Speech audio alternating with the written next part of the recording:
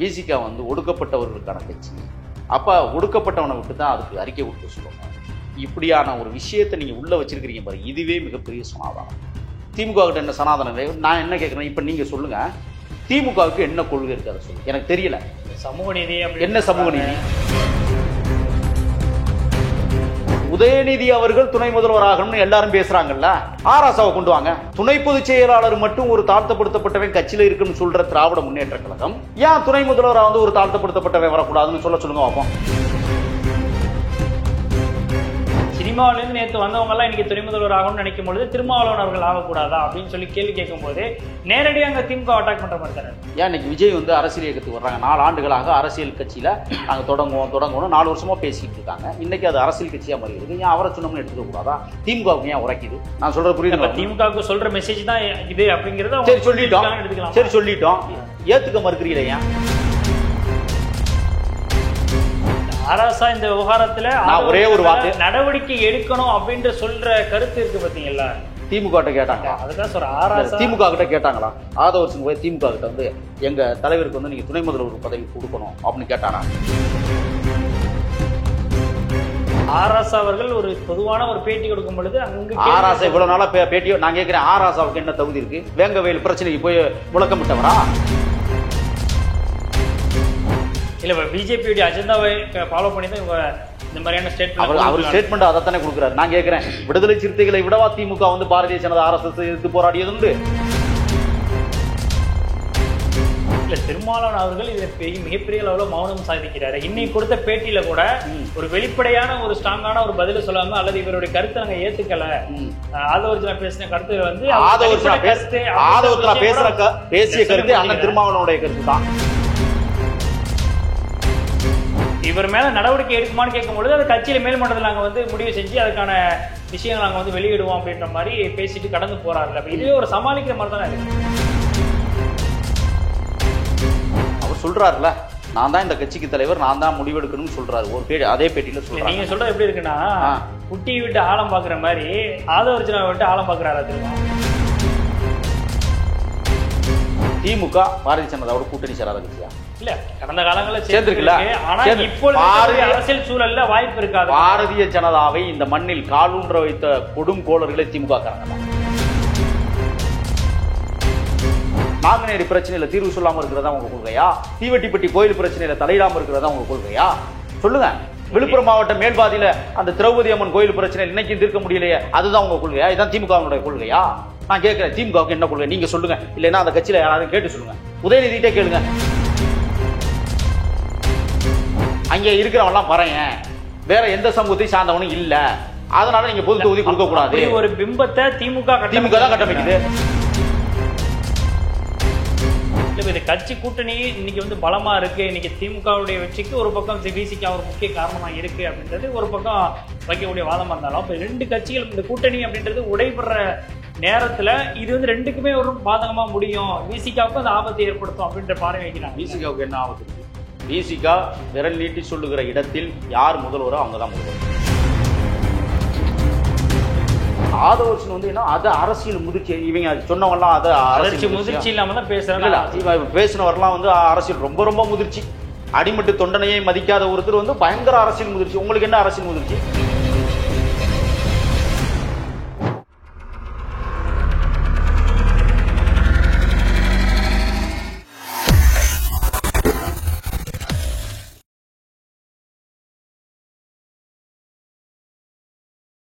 ஐத்தமிழர்களுக்கு வணக்கம். இன்றைய நேர்காணலில் நம்முடைய இணைந்திருப்பவர் தமிழ் தேசிய ஆதரவாளரும் அரசியல் விமர்சகருமான திரு முகில் அவர்கள். அவரிடம் நடப்பு அரசியல் குறித்து விவாதிக்கலாம். வணக்கம். வணக்கம். எப்படி இருக்கீங்க? நல்லா இருப்பேன். விசிகாவில் மிகப்பெரிய அளவில் அதிர்வலைகள் தொடர்ந்து எழுந்துகிட்டே இருக்கு. அதையும் தாண்டி விசிகா திமுக கூட்டணியில் இருக்கிறது தொடர்பாக பல்வேறு விமர்சனங்களும் எழுந்துகிட்டு இருக்கு. கடந்த சில நாட்களுக்கு முன்னாடி பல்வேறு விஷயங்கள் விசிகா சார்பாக வந்து சில தகவல்களையும் வந்து நீங்கள் சொல்லியிருந்தீங்க. ஏன்னா பல்வேறு கேள்விகளை முன்வைக்கும் பொழுது பல விஷயங்களை உடைச்சும் பேசியிருந்தீங்க. இப்பொழுது விசிகாவினுடைய துணை பொதுச் செயலாளர் ஆதவர்ஜனா பேசியது மிகப்பெரிய அளவில் அதிர்வலை ஏற்படுத்தியிருக்கு. திமுக சார்பில் ஆராசா அவர்கள் வந்து கடுமையான விமர்சனத்தையும் எதிர்த்து கடுமையான நடவடிக்கை எடுக்கணும் அப்படின்னு சொல்லிட்டு திருமாவளவன் அவர்களுக்கு கோரிக்கையும் வச்சிருக்கிறாரு. ஆதவர்ஜுனா சொன்ன விவகாரத்துல முக்கியமா பார்க்கப்படுற விஷயம் என்ன அப்படின்னா, வட மாவட்டங்கள்ல விசிகா இல்லாம ஜெயிக்க முடியுமா அப்படின்ற ஒரு கேள்வியை முன்வைக்கிறாரு.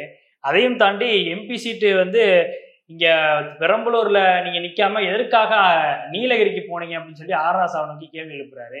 இதெல்லாம் இந்த கேள்வியெல்லாம் நியாயமானது அப்படின்னு ஒரு பக்கம் பார்த்தாலும் கூட, ஆதவர்ஜுனா வந்து ஒரு நரேட்டிவை செட் பண்ணி இந்த விஷயத்தையெல்லாம் பண்றாரு. பின்னணியில பாஜக இருக்கு அப்படின்ற மாதிரிலாம் விமர்சனங்கள் எழுது. இந்த விமர்சனங்களை எப்படி பாக்குறீங்க? ஆதவர்ஜுனுடைய கருத்து அப்படின்றது சரியான நினைக்கிறீங்களா?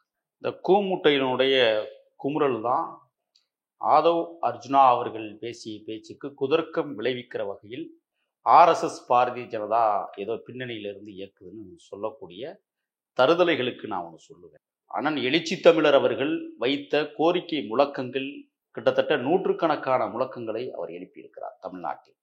அவர் எழுப்பாத முழக்கங்களே கிடையாது. அப்படித்தான் எளிய மக்களுக்கும் அதிகாரம் என்கிற அந்த முழக்கத்தை முன்னெடுத்து ஆட்சியிலும் பங்கு, அதிகாரத்திலும் ஜனநாயகம். இது ஆதவர்ஜுன் அவர்கள் கோடிட்டு காட்டி பேசியிருக்கிறார்கள். எளிய மக்களுக்கு அது ரொம்ப தெளிவா சொல்லியிருக்காங்க ஆதவர்ஜுன் அவர்கள். என்னன்னா, நீங்க ஒரு பக்கம் வெற்றி பெற்று நீங்களே அமைச்சராகி நீங்களே சட்டமன்ற உறுப்பினராக ஆகிட்டே இருக்கிறீங்க. உங்களுடைய வெற்றிக்கு பின்புலமாக நாங்கள் உழைத்து கொண்டே இருக்கிறோம். நாங்களும் உங்களை போல அதிகாரத்திற்கு எப்பொழுது அதை அழகு பார்க்க போகிறோம் என்கிற தத்துவம் இருக்குல்ல. இதை தலைவர் சொன்னாலும் கூட அதை எடுத்து சொல்லுகிற இடத்தில் மிக தெளிவாக நேர்த்தியாக ஆதவர்ஜுனா அவர்கள் இன்றைக்கு பேசியிருப்பது திராவிட முன்னேற்ற கழகத்தில். நான் என்ன கேட்கிறேன்னா, திமுகவுக்கு வேற ஆராசா மிகச்சிறந்த பேச்சாளர் தான், மிகச்சிறந்த கருத்துரையாளர், மாற்று கருத்து இல்லை. ஏன் ஆராசாவை விட்டு பேச விடுறீங்க? விசிகா அப்ப பறையர்களுக்கான கட்சி, விசிகா ஒடுக்கப்பட்டவர்களுக்கான கட்சி. அப்ப ஒடுக்கப்பட்டவனை விட்டு தான் அதுக்கு அறிக்கை கொடுக்க சொல்லணும். இப்படியான ஒரு விஷயத்தை நீங்க உள்ள வச்சிருக்கிறீங்க பாரு, இதுவே மிகப்பெரிய சனாதானம். திமுக கிட்ட என்ன சனாதனம்? நான் என்ன கேட்கிறேன், இப்ப நீங்க சொல்லுங்க, திமுகவுக்கு என்ன கொள்கை இருக்கு அதை சொல்லு. எனக்கு தெரியல. சமூக நீதி என்ன சமூக நீதி? என்ன சமூக நீதி? திமுக என்ன சமூக அடிப்படை தத்துவமா வச்சிருக்கோம் அப்படின்னு சொல்றாங்க. என்ன சமூக நீதி இருக்குன்னு நீங்க சொல்லுங்க. எங்க சமூக நீதி இருக்கு? பிரச்சனையில விட்டுருங்க, வேங்கவில விட்டுருங்க, கனியாமூர் ஸ்ரீமதியை விட்டுருங்க, நாங்குநேரியை விட்டுருங்க, அதெல்லாம் தீவெட்டிப்பட்டியை விட்டுருங்க, விழுப்புரத்துல திரௌபதி அம்மன் அதெல்லாம் விட்டுருங்க. நான் அதுக்குள்ள நுழையவே விரும்பல. சமூக நீதி உன் கட்சிக்குள்ள இருக்கா? உங்க கட்சிக்குள்ள இருக்கா? நான் கேட்கறதுக்கு போய் சொல்லுங்க. இப்ப நான் சொல்றேன், உதயநிதி அவர்கள் துணை முதல்வராகணும்னு எல்லாரும் பேசுறாங்கல்ல, ஆராசாவை கொண்டு வாங்க. துணை பொதுச் செயலாளர் மட்டும் ஒரு தாழ்த்தப்படுத்தப்பட்டவன் கட்சியில இருக்குன்னு சொல்ற திராவிட முன்னேற்ற கழகம் ஏன் துணை முதல்வராக ஒரு தாழ்த்தப்படுத்தப்பட்டவன் வரக்கூடாதுன்னு சொல்லுங்க பார்ப்போம். ஏன் ஆராசா அந்த இடத்துக்கு வரக்கூடாது? நீ ஆராசா யாரை கேள்வி கேட்கணும்னா ஆதவர்ஜுனாவை கேட்கக்கூடாது. அவர் விடுதலை சிறுத்தைகள் கட்சியினுடைய மாநில துணை பொதுச் செயலாளர், கருத்தாளம் மிக்க ஒரு போர் மரவராக வளர்ந்து கொண்டிருக்கிற ஒரு தலைவர்னு கூட நான் சொல்லுவேன். நீங்க ஏன் இந்த கட்சியில உங்களுத்துட்டு இருக்கிறீங்க? உங்க கட்சியில போய் கேளுங்க. நீங்க சரியான ரோசம் மானம் சூடு சொரணை இருந்தா ஆராசா ஸ்டாலின் அவர்கள் இடத்துல போய், நீங்க கட்சிக்கு என்னை துணை பொதுச் செயலாளரை போட்டிருக்கீங்க, துணை பொதுச் செயலாளர்ல தாழ்த்தப்படுத்தப்பட்ட ஒருத்தர் வரணும்னு சொல்லி போட்டிருக்கீங்க. இது கட்சியினுடைய கொள்கை சித்தாந்தங்கள்ல ஒண்ணு. அவங்க கட்சியில எப்படின்னா, மாவட்ட செயலாளர்களா இருக்கிறவங்கள துணை மாவட்ட செயலாளர் யாருன்னா மாவட்ட துணை செயலாளர் எஸ்சியில தான் நியமிப்பாங்க. ஒன்றிய செயலாளர்ல ஒன்றிய துணை செயலாளர்னு யாரை நினைப்பாங்கன்னா எஸ்சியை தான் நியமிப்பாங்க. நான் என்ன கேட்கிறேன்னா, அப்ப துணை முதல்வரை ஒரு எஸ்சியா நீங்க நியமிக்க வைப்போம். அப்ப நீங்க பேசுற கொள்கை சரியானதா இருக்கும். இதுல விசிகாவுடைய அந்த உட்கட்சி விவகாரம் அல்லது விசிகா கட்சியினுடைய ஒரு துணை பொதுச் செயலாளர் சொன்ன கருத்து அப்படின்றது அவங்க சொன்ன கருத்தை ஒரு பொதுவான விமர்சனமா தான் நம்மளால பார்க்க முடியுது. ஏன்னா திமுக நோக்கி அவர் கேள்வி எழுப்பலாம். ஆனா இங்க உதயநிதி ஸ்டாலின் அவர்களே மறைமுகமா இவர் சாடுறாரு. சினிமாவில இருந்து நேற்று வந்தவங்க எல்லாம் இன்னைக்கு துணை முதல்வர் ஆகணும்னு நினைக்கும் பொழுது திருமாவளவன் அவர்கள் ஆகக்கூடாதா அப்படின்னு சொல்லி கேள்வி கேட்கும் போது நேரடியாக அங்க திமுக அட்டாக் பண்ற மாதிரி தானே. இப்ப நான் என்ன கேட்கிறேன்னா, அவர் பேரை சொன்னாரா? திமுகன்னு பேரை குறிப்பிட்டாரா? உதயநிதி ஸ்டாலின் பேரை குறிப்பிட்டாரா? உங்களுக்கு ஏன் ரோசம் வருது? இந்த சரத்குமார்னு ஒருத்தர் இருக்கிறார் தெரியுமா, இரவு நேர பணியாளர். அவர் எடுத்தோடனே சொன்னார், நான் தமிழ்நாட்டுக்கு முதலமைச்சராகன்னு. ஏன் அதை சொல்லியிருக்க கூடாது? அவரு சொல்லுங்க, நீங்க சொல்லுங்க. ஏன் இன்னைக்கு விஜய் அரசியல் இயக்கத்துக்கு வர்றாங்க? 4 ஆண்டுகளாக அரசியல் கட்சியில நாங்க தொடங்குவோம் 4 வருஷமா பேசிட்டு இருக்காங்க. இன்னைக்கு அது அரசியல் கட்சியா மாறி இருக்கு. ஏன் அவரை சொன்னோம்னு எடுத்துக்க கூடாதா? திமுகவுக்கு ஏன் உரைக்குது? நான் சொல்றது புரியுது. திமுகவுக்கு சொல்ற மெசேஜ் தான் இது அப்படிங்கறத சரி சொல்லிட்டோம். ஏத்துக்க மறுக்கிறீங்களே? ஏன் துணை முதல்வர் எங்களது எழுச்சி தமிழர் ஆளக்கூடாது அந்த நாட்டை அப்படின்னு தானே கேட்கிறாரு அவரு. அப்ப ஏன் அவருக்கு தகுதி இல்லையா அப்படின்னு தானே கேட்கிறாரு. அதுக்கு என்ன பதில்? திமுக பதில் சொல்லுங்க அப்போ. நான் என்ன கேட்கிறேன்னா, சரி உதயநிதி ஸ்டாலினே பேசினாருன்னு வச்சுக்குவோம். 4 ஆண்டுகளில் வந்த உதயநிதி துணை முதல்வராகிற போது 40 ஆண்டுகளாக இந்த மக்களுக்காக உழைத்துக் கொண்டிருக்கிற என் தலைவன் ஏன் முதல்வராக கூடாது, துணை முதல்வராக கூடாதுன்னு கேட்கிறாருல. இந்த கேள்விக்கு திமுகவிட இருந்து என்ன பதில் இருக்கு சொல்லுங்க. சொல்லுவாங்களா? அப்ப நீங்க எவ்வளவு பெரிய சனாதன குழுவோட இருக்கிறீங்க? ஆராசா இந்த விவகாரத்துல நான் ஒரே ஒரு வார்த்தை நடவடிக்கை எடுக்கணும் அப்படின்ற சொல்ற கருத்து இருக்கு பாத்தீங்களா? திமுக கிட்ட கேட்டாங்களா? அதுதான் சொல்ற ஆராசா திமுக கிட்ட கேட்டாங்களா? ஆதவர்சன் போய் திமுக கிட்ட வந்து எங்க தலைவருக்கு வந்து நீங்க துணை முதல்வர் பதவி கொடுக்கணும் அப்படின்னு கேட்டாரா? இல்ல அண்ணா திமுக கிட்ட கேட்டாங்களா? கொள்கை இருக்கு, தலைவர் பேசிய முழக்கங்கள் அது. நாமும் இந்த தேசத்தை ஆளக்கூடிய பக்குவத்தை உருவாக்க வேண்டும் சொல்லி இருக்கிறாரு. மக்கள் தான் அதை தீர்மானிக்க வேண்டும், மக்களிடத்துல கட்சியை கொண்டு போகணும்னு சொல்லிட்டு இருக்காரு. அதை பேசுறதுல உங்களுக்கு ஏன் குறையுதுங்கிறேன். இன்னைக்கு நான் என்ன கேட்கிறேன், ஆர்எஸ் பாரதி அரை மணி நேரத்துக்கு முன்னாடி ஒரு பேட்டி கொடுத்துருக்காரு பாத்தீங்களா? இந்த அமைப்பு செயலாளர் அந்த கட்சிக்கு நான் ஆர்எஸ் பாரதிக்கு சவால் விடுறேன். அவர் சொல்றாரு, எண்ணிக்கை முக்கியம் அல்ல, எண்ணங்கள் முக்கியம் இல்ல. ஏன் அப்புறம் விசிகாவுக்கு 2 மட்டும் கொடுக்குறீங்க, 6 மட்டும் கொடுக்குறீங்க? எண்ணிக்கை தானே முக்கியம் இல்ல, கொடுங்களே ஒரு 10 கொடுங்க. தெம்பு இருக்கிறதா உங்களுக்கு? இந்த வாய் சமாளத்தெல்லாம் வச்சுக்க கூடாதீங்க. ஆர்எஸ் பாரதிக்கு என்ன தெரியும் நான் கேட்கிறேன். எண்ணிக்கை முக்கியம் அல்ல, எண்ணங்கள் முக்கியம். எண்ணமே உனக்கு பிள்ளையா இருக்கேன். நீங்க நேற்று ராஜா விட்டு பேச விடுற எண்ணமே தப்பு. ஒரு பறையர் கட்சி விட்டு பேச சொன்னாதான் கரெக்டா இருக்கும். உங்களுக்குள்ள எவ்வளவு பெரிய சனாதனம் ஒளிஞ்சு கிடக்கும் பாருங்க. இல்ல இது ஆராசா அவர்கள் ஒரு பொதுவான ஒரு பேட்டி கொடுக்கும் பொழுது அங்க ஆராசா இவ்வளவு நாளா பேட்டியோ நான் கேட்கிறேன், ஆராசாவுக்கு என்ன தகுதி இருக்கு? வேங்கவேல் பிரச்சனைக்கு போய் முழக்கமிட்டவரா? வேங்கவேல் பிரச்சனைக்காக முதலமைச்சரை போய் சாதிச்சு உடனடியாக அதுக்கு தீர்வு காணுங்கன்னு சொன்னவரா? தீவெட்டிப்பட்டி கலவரத்துக்கு போய் முன்னாடி நின்று ஏதாவது போர்க்குரல் எழுப்பியவரா? ஆராசாவுக்கு என்ன தகுதி இருக்கு தமிழ்நாட்டுல? அவர் கேட்டார்ல, இப்ப கேட்கிறாருல, உங்க சமூக நீதி கொள்கை என்னன்னு கேட்கிறாருல. நீங்க பிறந்த ஊரான பெரம்பூர்ல நிக்க வேண்டியதானே? ஏன் உங்க இதுல நிக்கிறீங்க? நீலகிரி தொகுதியில நிக்க வேண்டிய அவசியம் என்ன இருக்கு? அப்ப நீங்க ஒரு பறையன், நீ ஒரு பறையன், உனக்கு தனி தொகுதின்னு ஒண்ணு இருக்கு, அங்க போய் நில்லு. இதுதான் சனாதனமா? இதுதான் வந்து சமூக நீதியா? இது சனாதனம். அப்ப உங்களுக்கு சனாதனம் உங்களுக்குள்ளதான் கிடைக்கக்கூடிய, வேற யார்ட்டையும் இல்ல. ராசா பேசுறாரு. இது வந்து என்னமோ நான் என்ன கேட்கிறேன்னா, பிஜேபி ஆர்எஸ்எஸ் அசாண்டாவை இந்த திமுக எத்தனை நாளைக்கு தூக்கி பிடிச்சிட்டாங்க நான் கேட்கிறேன். இல்ல பிஜேபியோட அஜெண்டாவை ஃபாலோ பண்ணி தான் இவங்க இந்த மாதிரியான ஸ்டேட்மெண்ட் அவர் ஸ்டேட்மெண்ட் அதைத்தானே கொடுக்குறாரு. நான் கேட்கிறேன், விடுதலை சிறுத்தைகளை விடவா திமுக வந்து பாரதிய ஜனதா ஆர்எஸ்எஸ் எதிர்த்து போராடியது உண்டு? அவங்களுக்கு இல்லாத அக்கறை உங்களுக்கு இன்னைக்கு வந்திருக்கா? நான் கேட்கிறேன், உங்களை முதல்ல எதிர்த்தாகணும். நீங்க தான் மிகப்பெரிய சனாதனவாதிகள். இல்ல திருமாவளவன் அவர்கள் இதுல மிகப்பெரிய அளவுல மௌனம் சாதிக்கிறாரு. இன்னைக்கு கொடுத்த பேட்டியில கூட ஒரு வெளிப்படையான ஒரு ஸ்ட்ராங்கான ஒரு பதில சொல்லாம, அல்லது இவருடைய கருத்தை நாங்க ஏத்துக்கல, ஆதவர்ஜனா பேசின கருத்து வந்து பேசிய கருத்து அண்ணன் திருமாவளவனுடைய கருத்து தான். அந்த கருத்தை கூட சொல்ல, இது வந்து நாங்க காலங்காலமாக பேசக்கூடிய ஒரு கருத்து தான்ற வார்த்தை கூட வரலையே. அதை தாண்டி இவர் மேல நடவடிக்கை எடுக்குமான்னு கேட்கும் பொழுது அது கட்சியில மேல்மட்டத்தில் நாங்க வந்து முடிவு செஞ்சு அதுக்கான விஷயங்கள் நாங்க வந்து வெளியிடுவோம் அப்படின்ற மாதிரி பேசிட்டு கடந்து போறாருல்ல. இதுவே ஒரு சமாளிக்கிற மாதிரி தானே இருக்கு. இல்ல என்னன்னு கேக்குறீங்களா? ஒரு அஜெண்டா நான் உண்மையை சொல்லி போடுறேன், வெளிப்படையா தான் பேசுறேன். 2026 திமுகவோட விசிகா கூட்டணி இருக்கும்னு இன்னைக்கு நீங்க நம்புறீங்களா? போன தடவை நீங்க சொன்னீங்க நிச்சயமா இருக்காதுன்னு. இப்பவும் நான் சொல்றேன் இருக்காது. திருமாவளவன் அவர்கள் ரொம்ப ஸ்ட்ராங்கா சொல்றாரு, விசிகா திமுக இன்னும் விரிசல் இல்லைன்னு. அதுதான் அரசியல். இன்னைக்கு வரைக்கும் ரொம்ப தெளிவா இருக்கு. அதுதான் அரசியல் ஆளுமை.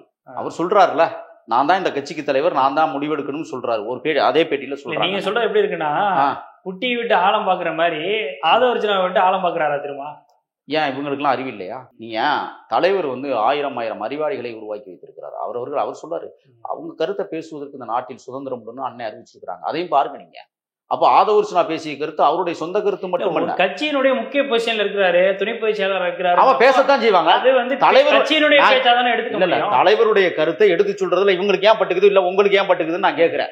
உங்களுக்கு ஏன் பட்டுக்குது? இல்ல இதுல பொதுவான விமர்சனங்கள் வைக்கும் பொழுது பின்னாடி இவருக்கு பின்னாடி இயக்குறாங்க பாஜகன்னு ஒரு பக்கம் சொல்றாங்க, இன்னொரு பக்கம் விடுதலை சிறுத்தைகள் அதிமுகவினுடைய பின்னணியில தான் இவர் வந்து செயல்படுறாருன்னு விமர்சனத்தை சேர்த்து வைக்கிறாங்க. இவங்க இங்க பாருங்க, இவங்களை விட்டு விலகி போனா உடனே விடுதலை சிறுத்தையில வந்து சனாதனவாதிகள் ஆர்எஸ்எஸ் கைகோர்த்துருக்க.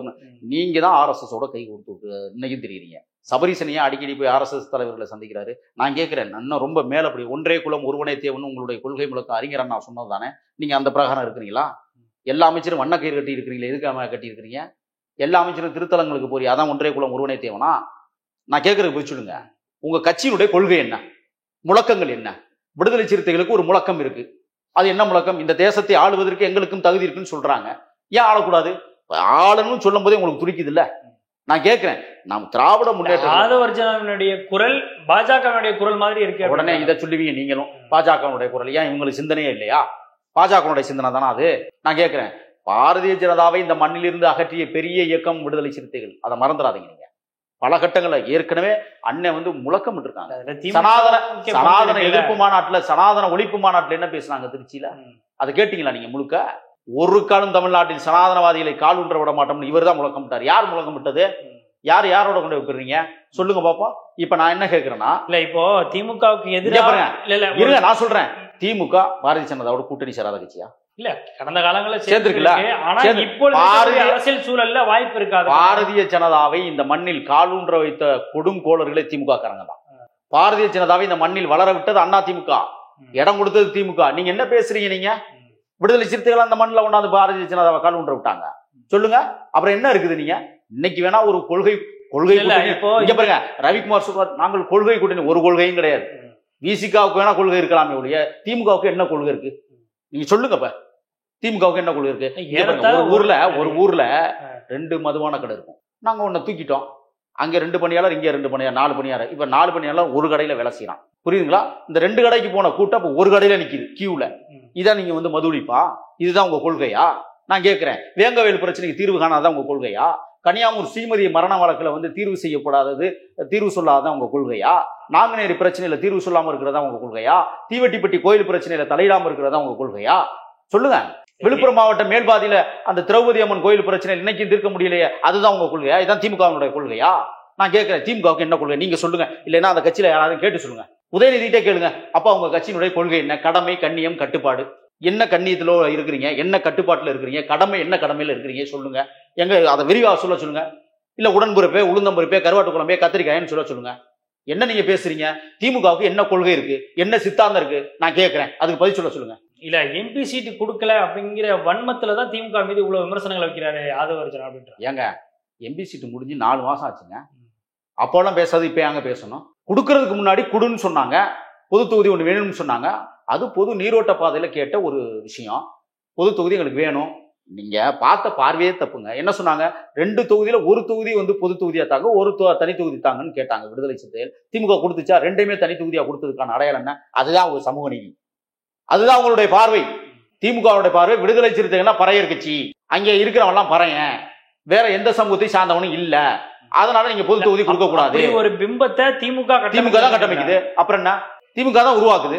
கேட்டா என்ன சொல்லுவாங்க தெரியுமா? நாங்க 6 சட்டமன்ற தொகுதியில 2 பொது தொகுதி ஓட்டோம். அதுவும் வந்து வற்புறுத்தி கேட்டாங்க.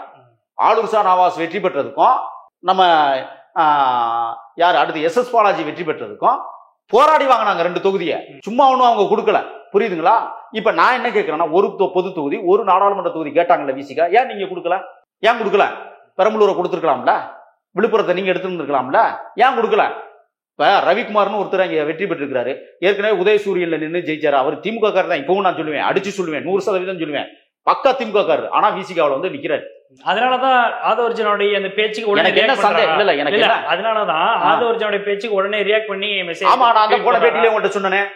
போன பேட்டியில நான் என்ன சொன்னேன்? அவர் திமுக காரன்னு சொன்னேன். இப்பவும் சொல்றேன், 100% அவர் திமுக காரன்னு நான் சொல்றேன். போன தடவை திமுக சார்பில் போட்டிட்டார், உதயசூரியன்ல நின்னாரு, 2 லட்சத்தை சில்லற ஓட்டு வாக்கு வித்தியாசத்துல ஜெயிச்சாரு. இவருடைய நடவடிக்கை உண்மையாக இருக்குமேயானால், இவருடைய நடவடிக்கை தூய்மையாக இருக்குமேயானால், இவருடைய மக்கள் செயல்பாடு உண்மையாக 100% இருக்குமேயானால், இவர் 4.5 லட்சம் ஓட்டுல இல்ல ஜெயிச்சிருக்கணும். இங்க வெறும் 62,000 ஓட்டுல ஜெயிச்சுட்டு வந்து அது வெற்றியா? 2.5 லட்சம் ஓட்டுல ஜெயிச்சதுங்க, 62,000 ஓட்டுல ஜெயிச்சதுங்க. அண்ணன் திருமாவளவன். நான் என்ன கேட்கிறேன்னா, எல்லா தொகுதிகளிலுமே அது மாதிரியான ஒரு சூழ்நிலை தான் இருந்திருக்கு. உங்களுடைய செயற்பாடு உங்களுக்கு நன்மதிப்பை தரும். நீங்க என்ன தொகுதியில செஞ்சீங்க அங்கே? நீங்க, நான் ஏற்கனவே சொல்லிட்டேன், ரொம்பவும் பேசக்கூடாதுன்னு நினைக்கிறேன். அவரை யாருமே தொகுதியில மதிக்கிறது இல்ல. உன்னுடைய செயற்பாடு யாரையும் மதிக்க சொல்லல. புரியுதுங்களா? நீங்க நடந்து கொள்கிற விதம் தான் உங்களை மதிக்கிற அளவுக்கு நீங்க நடக்கணும், மக்கள் பணியாற்றணும். நீங்க எதையுமே செய்யாம யாரு கட்சிக்காரங்களே எப்படி மதிப்பாங்க? வேணா விழுப்புரத்துக்கு போன் பண்ணி கேளுங்க எல்லாத்தையும். எந்த கட்சி தொண்டனும் இவரை ஏற்பதில்லை. அப்ப இவருடைய செயற்பாடு கோளாறா இருக்குன்னு நம்ம சொல்றோம். இன்னொன்னு என்னன்னா, அதிகாரம் பரவலாக்கப்படும் விடுதலை சிறுத்தைகளுடைய தாரக மந்திர கொள்கையில ஒண்ணு. நான் இப்ப விடுதலை சிறுத்தைகள் தலைவர் அண்ணனுக்கு ஒரு தம்பியா வேண்டுகோள் விடுக்கிறேன். ஒரு தடவை அவர் எம்பியாக்குனீங்கல்ல, அவர் சம்பாரிச்சார்ல, எத்தனையோ கொள்கைவாதிகள், எத்தனையோ சித்தாந்தவாதிகள், எத்தனையோ ஏழைகள் இருக்காங்கல்ல. இப்ப அவர் வந்து ஓய்வு பெற்றிருந்தாலும் அவருக்கு பென்ஷன் வரும், மாதம் சம்பளம் இருக்கு. ஓய்வு பெற்ற இருந்தாலும் சம்பளம் வரும். இன்னொருத்தனை நிப்பாட்டி இருந்தீங்கன்னா அவன் சம்பாதிப்பான்ல, அவனுக்கு சம்பளம் வரும்ல, அவன் கொள்கையை பேசுவான்ல, அவன் முழக்கத்தை எழுப்புவான்ல. ஏன் இன்னொருத்துக்கு கொடுத்துருக்க கூடாது? இவருக்கே கொடுத்தா அப்ப நீங்க அதிகார பரவல் என்கிற முறையை ஒருவருக்குள்ள ஒன்றை திணிக்கிறது எப்படி சாத்தியமாகும்? யோசிச்சு பாருங்க. இல்ல, அந்த கேள்வி இந்த பக்கம் சேர்த்து கேட்க வேண்டியது. திருமாவளவன் அவர்களும் கடந்த முறையும் நின்றாரு. அதை கேட்கலாமே, என்ன தப்பு இருக்கு? கட்சிக்கு தலைவர், அவர் கட்சிக்கு தலைவர். அவர் ஒரு மிகப்பெரிய ஆளுமை. அவர் வந்து நாடாளுமன்றத்துல உரத்த பேசணும்னு சொன்னா அவருக்கு ஈக்குவலா யார் இருக்கா? அவருக்கு ஈக்குவலா யாராவது இங்க இருக்கிறாங்களா பேசுறதுக்கு? அப்ப அவர் போனா தான் பேச முடியும். நீங்க வந்து தலைவர் உடனே வந்து நீங்க இதை சிந்து முடியக்கூடாது. தலைவர் வந்து வலுவான நோக்கங்களை, வலுவான வந்து கேள்விகளை நாடாளுமன்றத்தில் எழுப்பக்கூடிய மிகச்சிறந்த ஆளுமை. இன்னைக்கு நம்பர் 1 நாடாளுமன்ற உறுப்பினர் யாருன்னா அது அண்ணன் திருமாவளவன் தான். அப்ப அவரை நீங்க போக வேண்டாம், அவருக்கு பதிலாக வேற ஆளை போகணும், அது இல்ல. இவர் என்ன செய்யறார்? அதிகார பரவல் திட்டத்தின் மூலமாக இவர் அப்ப உனக்கு 5 வருஷம் கொடுத்தாச்சு இருங்க, உங்களுடைய சித்தம். அந்த 5 வருஷத்துல இவர் என்ன நாடாளுமன்றத்துல போய் கிழிச்சார்? நான் கேட்கிறேன், என்ன பேசி முடிச்சாரு? இல்ல அதனாலதான் ஆதவ அர்ஜுனா அவருடைய இந்த ஸ்டேட்மெண்ட்டுக்கு உடனே இவர் ரியாக்ட் பண்றாரு. ஆமா, அவர் திமுக இருக்கிறதுனாலதான் உடனே வந்து ரியாக்ட் பண்றாரு. அவர் என்ன சொல்லிருக்கணும்? வன்னியரசும் அதே மாதிரியான ஒரு கோணத்தை பேசுறாரு. 2 பேருமே தனிப்பட்ட கருத்துன்னு சொல்றாரு. நான் என்ன கேட்கிறேன்னா, இந்த 2 பேருமே நான் அன்னைக்கே சொல்லிட்டு போனேன் உங்கள்கிட்ட, இது இந்த ரவிக்குமாருடைய அடுத்த இவர் தான் வன்னியரசு. இவங்க 2 பேருமே இன்னொன்னு சொல்றேன், இதுல நான் வந்து கட்சி தொண்டர்கள் சொன்னதை சொல்றேன், உங்கள்கிட்ட வெளிப்படையா சொல்லிடுறேன். அதாவது என்னன்னா, இந்த அதிகாரத்துல இருக்கக்கூடியவர்கள் ஆளுங்கட்சியில் இருக்கிற அமைச்சர்களோடு நெருங்கிய தொடர்பு வைத்துக் கொண்டு அவர்களுக்கு தேவையான விஷயங்களை அவர்கள் வந்து பெற்றுக்கொள்கிறார்கள். கடைசி மட்ட தொண்டை கையை பேசிக்கிட்டே திரிவானா? கட்சி கொடியை கட்டிக்கிட்டே திரிவானா? உங்களுக்கு நான் கேட்குறேன். இப்போ இவங்க 2 பேருக்கு ஏன் ஆதவ அர்ஜுனா பேசுனதுக்கு கோபம் வருதுன்னு சொன்னா, அப்ப அமைச்சர்களோடு நெருங்கிய தொடர்பு வைத்துக்கொண்டு அதிகாரத்தை நீங்கள் அங்கிருந்து பெற்றுக்கிட்டு இருக்கிறீங்க உங்க தனிப்பட்ட வாழ்க்கைக்காக. அப்ப கடைசி மட்ட தொண்டை காணாம போகணுமா? சொல்லுங்க. அதனாலதான் நீங்க இப்ப பேச ஆரம்பிக்கிறீங்க.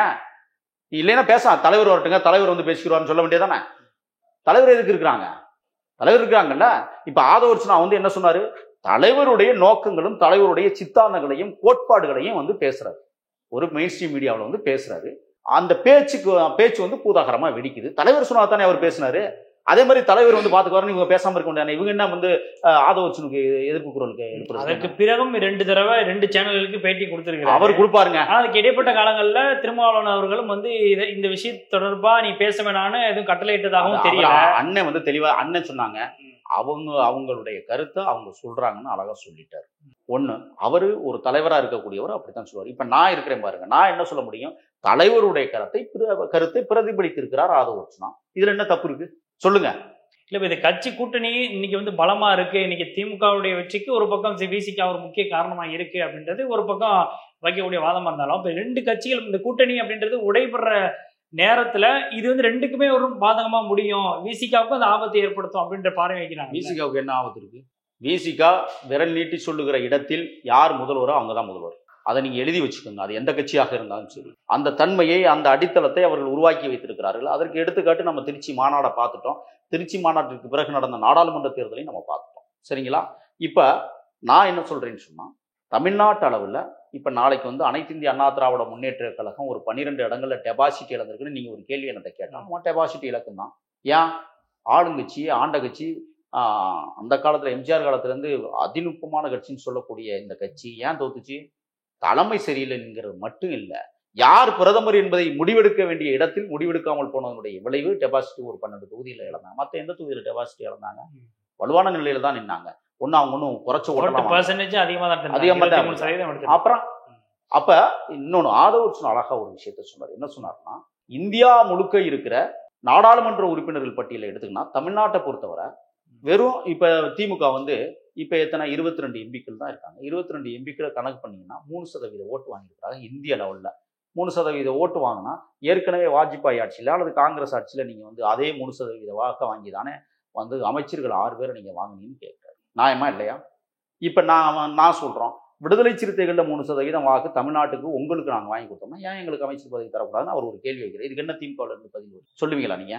அப்ப அவர் கேட்ட கேள்வி நியாயமா இல்லையா? சொல்லுங்க. அப்ப ஆதவ அர்ஜுனா வந்து என்ன, அது அரசியல் முதிர்ச்சி. இவங்க சொன்னவங்கலாம் அது அரசியல் முதிர்ச்சி இல்லாம தான் பேசுறாங்க. பேசினவரெல்லாம் வந்து அரசியல் ரொம்ப ரொம்ப முதிர்ச்சி.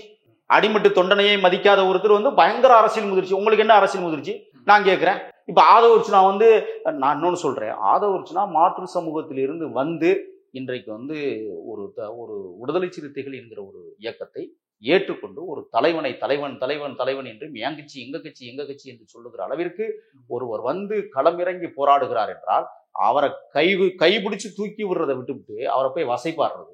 நான் கேட்கிறேன், ரவிக்குமார் வந்தோடனே வந்து சட்டமன்றத்துல தான் நின்னார். கட்சிக்குள்ள வர்றதுக்கு முன்னாடி பிடிச்சி இழுத்துட்டு வந்து சட்டமன்றத்துல நின்னுங்கன்னு சொல்லி சொன்னாங்க. ஜெயிச்சாரு, எம்எல்ஏ ஆனாரு. அதை யாருமே வசப்பாடலையே. அடுத்து நாடாளுமன்ற தொகுதி கொடுத்தாங்க, ஜெயிச்சாரு. அடுத்து இப்ப திருப்பி நாடாளுமன்ற பொறுப்பு கொடுத்தாங்க. கார்லயே கட்சி கொடி கட்டாதவருக்கு 2 தடவை நாடாளுமன்ற பதவி, 1 தடவை சட்டமன்ற பதவின்னு சொன்னா அப்ப என்ன இருக்கு? இதுக்கு பேர் என்ன? திரும்பவும் வாய்ப்பு கொடுக்குறாங்கன்னா இப்ப தலைவருடைய கையிலும் இருக்குல்ல. அப்ப ஒட்டுமொத்த விசிகாவுடைய மேல்மட்ட நிர்வாகிகள் முடிவு பண்ணி தான் நாங்க கொடுத்துருக்காங்க. அதெல்லாம் இங்க பாருங்க, நான் ஒன்று சொன்னேன், இதெல்லாம் உள்ள நுழையக்கூடாதுன்னு இருக்கேன். ரவிக்குமார் எப்படி வந்து எம்பி சீட் வாங்கினாருங்கிறதுலாம் நமக்கு தெரியும், புரியுதுங்களா? அந்த அந்த இடத்துல போட்டியிடுவதற்கு நூற்றுக்கணக்கான அறிவாளிகள் தயாராக இருந்தாங்க. ஏன் அவங்களுக்குலாம் தலைவர் கொடுக்கலைன்னா, ஒரு மரியாதை நிமித்தமாக சரி கொஞ்சம் இந்த தடவை பார்த்துக்குவோம், ஏற்கனவே ரவிக்குமாரை வந்து அந்த தொகுதியில் நிற்கக்கூடாதுன்னு சொல்லி விழுப்புரம் விடுதலை சிறுத்தைகள் கட்சியினர் போர்க்கொடியை தூக்குனாங்க. கட்சியில் ஒரு பெரிய சலசலப்பு அந்த நேரத்தில் உருவானது. தலைவருக்கு இட்ட கட்டளைக்கு கட்டுப்பட்டு தொண்டர்கள் களத்தில் இறங்கி வேலை செஞ்சாங்க. நான் முதவே சொன்னல, 2.5 லட்சம் ஓட்டு வாங்கினவர் இன்னைக்கு 62,000 ஓட்டில் வெற்றி பெற்று, அதெல்லாம் வெற்றியே இல்லைன்னு தான் நான் சொல்லுவேன். தலைவர் வந்து வெறும் 3,500 ஓட்டில் தான் ஜெயிச்சாரு போன தடவை. இந்த தடவை 1.5 லட்சம் வாக்குகள் வித்தியாசத்தில் ஜெயிச்சாருன்னு சொன்னா அதுதான் வெற்றி. இவர் பெற்றது வெற்றியா? நான் கேட்கிறேன். இன்னொன்னு சொல்றேன், ஆதவ் அர்ஜுனா அவர்கள் மக்களுடைய, அதாவது தலைவருடைய கருத்தை மக்களிடத்திலே கொண்டு செல்வதில் முனைப்பாக செயல்படுகிறார். தலைவர் ஏற்றுக்கொண்டிருக்கிற கொள்கை, தலைவர் கொடுத்திருக்கிற கொள்கை கோட்பாடுகளை ஆதவ் அர்ஜுனா மிகச்சிறப்பாக செய்து கொண்டிருக்கிறார், பணியாற்றி கொண்டிருக்கிறார். ஆகையால் தலைவர் எழுச்சி தமிழர் அவர்களுடைய கருத்துக்களை வீதிகள் தோறும் விதைக்கிற வேலையை ஆதவ் அர்ஜுனா தெளிவாக செய்து கொண்டிருக்கிறார். அதிர்கிறது திமுக, கலங்குகிறது திமுக.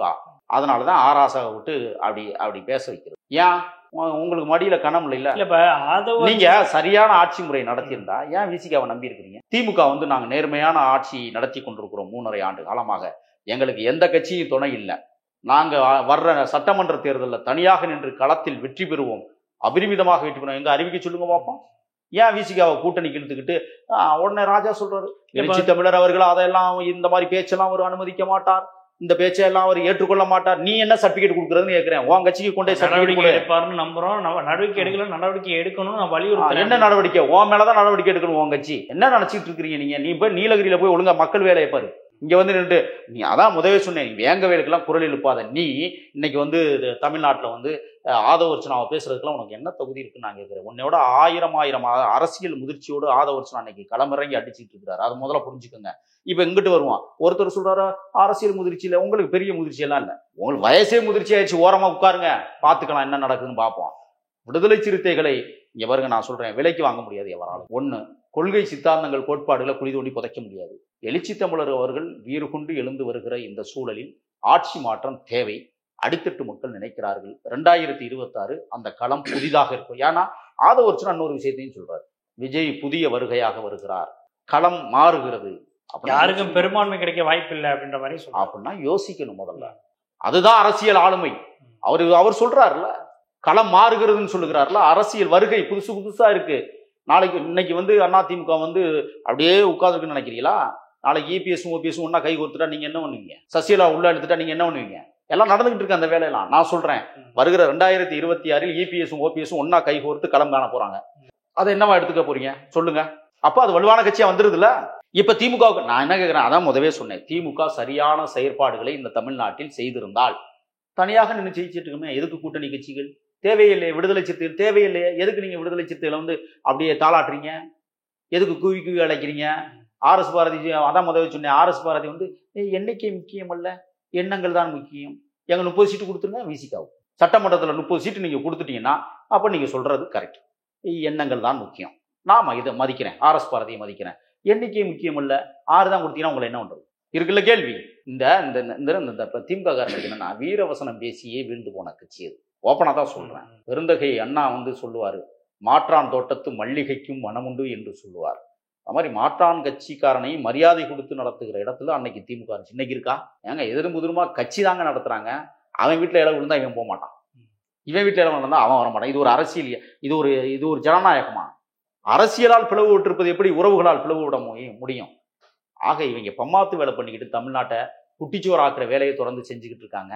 இங்க வந்து சனாதன கொள்கைகளை முழுதாக ஏற்றுக்கொண்டிருக்கிறது திராவிட முன்னேற்ற கழகம், விடுதலை சிறுத்தைகள் அல்ல, ஆதவ் அர்ஜுனா இல்ல. அதை முதல்ல நீங்க இப்ப இந்த விவகாரத்துல வந்து ஆதவ் அர்ஜுனாவுக்கு ரொம்ப இம்பார்ட்டன்ட் கொடுக்குறது மாதிரி இருக்கு. ஏன்னா குறுகிய காலகட்டத்துல வந்த ஒருத்தவருக்கு வந்து இவ்வளவு இம்பார்ட்டன்ஸ் கொடுக்கணுமா, விசிகாவில் இவ்வளவு முக்கியத்துவம் கொடுக்கணுமா அப்படின்னு கேட்கறாங்கல்ல. கடைமட்டத்துல நிறைய நபர்கள் வந்து இங்க கட்சிக்காக உழைச்சிக்கிட்டு இருக்கிறாங்க. அவங்களுக்கான எந்த ஒரு ரெக்கக்னிஷனும் பெரிய அளவில் கிடைக்கல.